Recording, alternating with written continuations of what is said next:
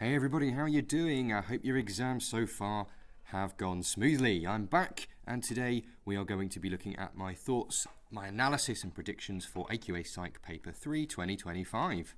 Let's crack on.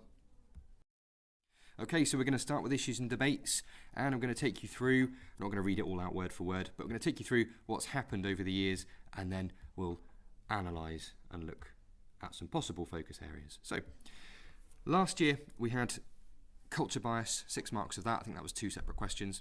And then a 16 marker, bit of application on determinism. Looking back through this pattern, you can see that it's relatively common that you'll get some short or even multiple choice questions on your sort of key definitions. So make sure that you know your terminology for issues and debates in particular. Overall though, lots of essays. That's sort of a common theme with paper 3 though, isn't it? A little bit of research methods coming up quite often on issues and debates as well. How are we feeling? Idiographic and nomothetic has never come up as a big question. So possibly prepare for something like 8 marks, discuss idiographic approaches to psychology, or indeed nomothetic. Could be a 16, I suppose, because it might say, idiographic and or nomothetic, but that could be there. There's also been no nature-nurture for quite a long time. Let's have a look. When was nature-nurture? Is that 2019, the last time we had something meaningful on nature-nurture? That's quite a long time, isn't it? So they could easily give you an 8 marker or a 16 marker this time on the nature-nurture debate. That could even come with a scenario. Culture has never come up as a big question, so I think there's an outside shot here. I know it came up last year for only 6 marks, but I think there's an outside shot here that they could give you an 8 or even a 16, something like discuss gender and or culture bias in psychology. So sort of putting the two together, because we haven't really seen that. Possibly, I know we've had determinism last year, but possibly a short one on free will, just to check your knowledge. Alright, so that's my thoughts for issues and debates. Let me know how you feel about that in the comments maybe. Looking now at Block A. Now, I obviously don't teach every single topic, and if we went through each paper for each year, we would be here forever. So we're not going to do that. I'm going to talk through a few just sort of key focus areas that I feel could be something to look at. Okay, so for relationships, I'm thinking possibly filter theory, maybe something small on that. I guess it could be a 6 or an 8 marker. A big question, possibly I'm thinking your theories of your romantic relationships. I know there's a few there. You've got your social exchange, your equity theory, your investment model, but possibly a question that sort of either specifies one or sort of says discuss this and an alternative, something like that, maybe even with a STEM. Or, again, we haven't seen too much of this, maybe something on virtual and or parasocial relationships as an 8 or a 16. So I know there's a few things there, but that's potentially what I would focus on. For gender, potentially this is an idea of again, some focus areas. So psychodynamic explanations, potentially, and then maybe some smaller questions. That could be knowledge or evaluate, remember. Covering schema theory, the role of your culture and your media sort of influences, and maybe something on atypical chromosome patterns, so your Klinefelters and your Turners. So possibly something to look out for.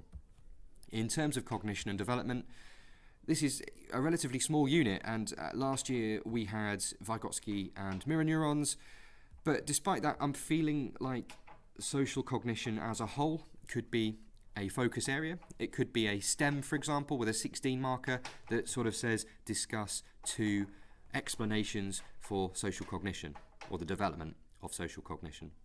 Piaget didn't come up at all last year. Well, I mean, there was a 2 marker or something on one of the skills, but Piaget as a whole, in terms of research and theories, didn't really come up. So that I would expect to be a focus area as well this year.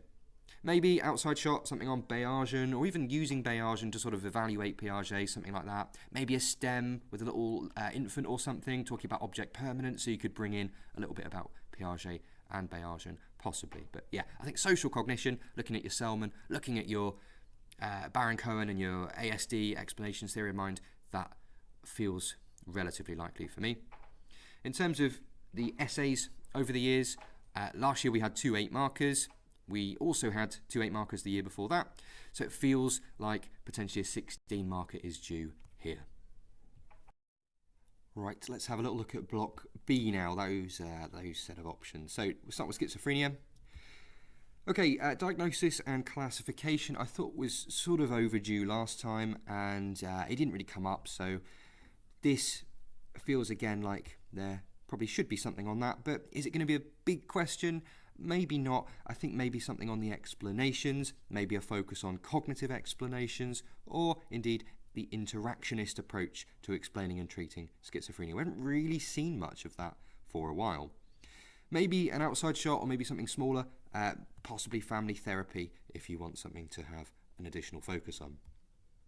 In terms of eating, I think this is a little bit more straightforward if we're just following sort of the pattern of past topics that have come up, but that doesn't necessarily mean anything, of course, because AQA are the ones that know what's coming up.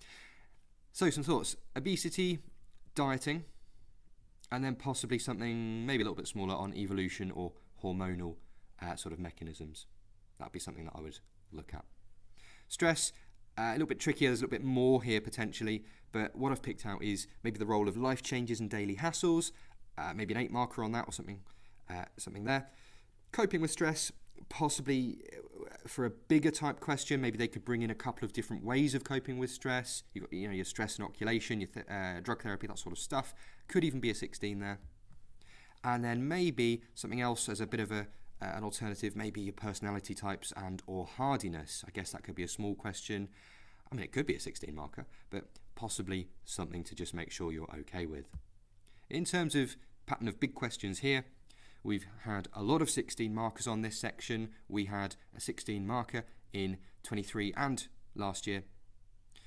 So potentially it's sort of a different block's turn to have a 16 marker, but that doesn't really mean anything. It's just to give you a bit of a sense of what tends to happen in this section. But yeah, lots of 16 markers on this block. And finally, block C. So, starting with aggression, some possible thoughts. Institutional aggression and the role of media, I think, are still sort of overdue. I thought maybe this was going to be a focus last year. It didn't really happen, so I'm putting that back in there. The ethological sort of stuff, biological sort of stuff, possibly as an alternative there for you as well. Forensic psychology, I'm thinking at the moment. Profiling, again, this was something that really sort of was overdue last year and it didn't happen, so again, I'm putting that back on as a focus area. It could be an 8, could be a 16. Alternatives to think about: differential association theory and the effects of custodial sentencing, potentially something on that. And then a bit of an outside, or just let's double check, Isink, it came up, his personality theory as a very small question last year. Potentially that might feature as a slightly bigger one this year. You've also got atavistic form, which is dropping off the spec as of the new year 12 intake this September. So, if they want to get that tested, they've only got this year and next year to do that. So, potentially something there. Addiction, I'm thinking the risk factors in the development of addiction, that could be featuring on a relatively big question, and or the role of nicotine, or not the role of nicotine, explanations for nicotine addiction, focusing on your biological bits and pieces. Behaviour change, I thought this was going to sort of come up last year, and it did in terms of we had something on Prochaska's model, but it wasn't a big question, so I'm going to put that back in, possibly a focus this year on the theory of planned behaviour. In terms of your big questions, tend to have a lot of 16 markers here over the years. Look, haven't had many papers with this block having 2 8 markers, so that could be a thing this year. Don't be surprised. Might not mean anything, of course. It's just an observation. I'm just going to highlight a couple of things here. Look, what could be a sort of theme that unites all of these options to give some sort of balance across the options in the block. They're all sort of slightly biological, aren't they? Even Isink, it's got that sort of role of the nervous system, a bit of inherited nervous system, overactive nervous system, all of that sort of stuff in there. So I don't know, maybe there's nothing in this, but there could well be sort of an 8 marker that, sort of picks up a little bit of that biological element that I've highlighted there. Okay, so some final points, a little bit more sort of generic and just sort of advice here. As I've said a couple of times, AQA are the ones writing the papers. They know what's happening. Nobody on YouTube does, so these are just sort of best guesses and bits of advice. So take it with a pinch of salt and do your homework. Remember that paper 3 looks different. So people sometimes forget that it isn't the case that you open the paper and you've got some answer space for question 1, answer space for question 2. You get a separate booklet of questions, and you have to then look at the exam paper and find the topics that you've learned. So just look out for that. Make sure that you are answering the right questions and all of that jazz. Expect plenty of 8 and 16 markers. You've seen the history of these papers here. We've talked about when 8 and 16 markers have come up. You do get quite a few of them, so prepare for that. Make sure you've looked at all subtopics. That should go without saying, really. As I said, these are just sort of some best guesses, some possible sort of focus areas for your last sort of couple of weeks before the exam. It shouldn't be your only focus. Again, it needs to be what you need to focus on. So looking at your past assessment feedback, looking at the reflections that you've got and what you need to prioritise. Be aware, it shouldn't be a surprise given the amount of essays here, but the highest weighting on this paper is AO3. Make sure you take a calculator. You're probably going to have some RM. I'm feeling maybe some stats testing. That usually happens on all 3 papers, so prepare for that. Keep an eye on time, sort of generic advice there, breaking down the question, boxing, underlining the command words, all that sort of stuff. In terms of your essays, remember that don't just spam loads of weak points and sort of have 4 or 5 P paragraphs.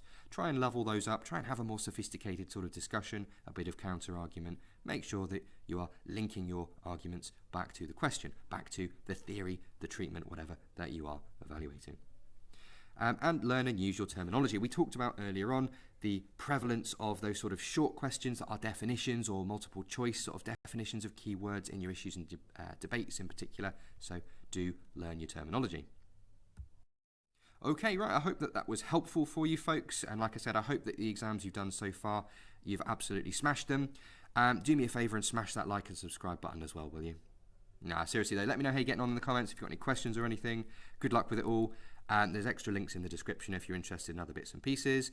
I think that's it. I'm done. Have a lovely day. I really hope that you smash paper 3. And yeah, good luck with it all. I'll see you soon.